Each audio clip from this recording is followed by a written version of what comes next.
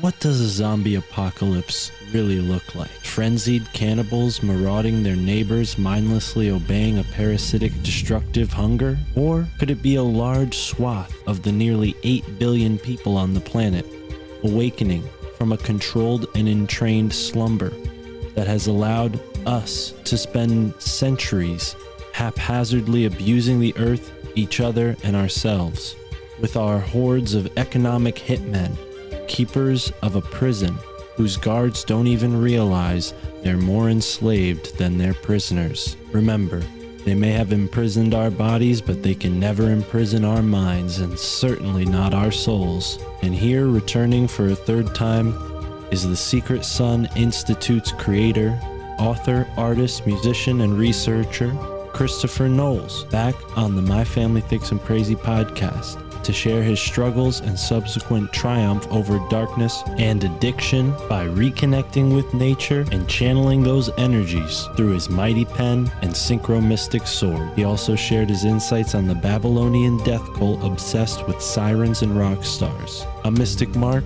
Thank you for tuning in and enjoy this episode with Christopher Knowles.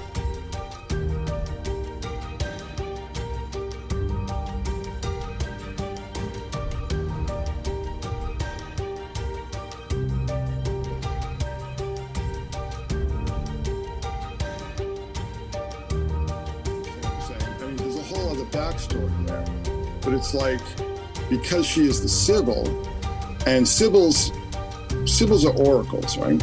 But they don't work the way, like, they don't just sit there and go, oh, you will die, you will die when you enter the field of battle, O Caesar. They would, first of all, they sang their prophecies, and they sang in like confusing language or even nonsense, which she also does. And they would also go out on tour and sing their songs in different cities and so on, like she does. So we're waking up from a dream. We're waking up from the dream of modernity, okay? We're waking up from the dream of technological salvation. We are waking up from the dream of the Industrial Revolution. We are waking up from the dream of the Enlightenment. We are waking up from the dream that things stopped working like they worked for thousands and thousands and thousands of years, where, for instance, generals and kings and priests would all go consult with Sibyls for their major decisions. We thought in the wake of the Enlightenment that was all nonsense and that stuff doesn't really exist, but it's like, yeah, it does, and we're waking up from that dream. We are waking, as a collective, we are waking up from the dream that, people like Darwin had. You know what I'm saying? That there was this mechanistic kind of world that, the world was just a machine and we're just biological robots and so on. And interestingly enough, like I said, Jeffrey Epstein was in many ways was the driving force behind this, because he was funding all the people like Richard Dawkins and Christopher Hitchens and Daniel Dennett and all these kind of people. He was funding a lot of the people who, it was almost like the last gasp for the scientific mindset, for the Enlightenment thinking.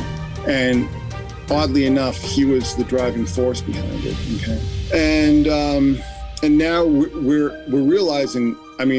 I think the more enlightened among us realize that no, despite all these wonderful machines that we have, and despite refrigeration and air conditioning and motor cars, and that nature is as it has always been.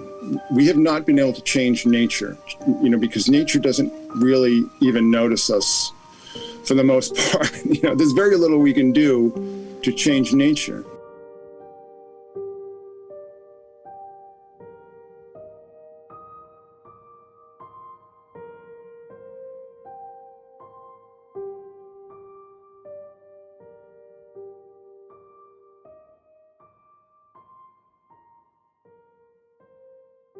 Ladies and gentlemen, thank you for tuning in.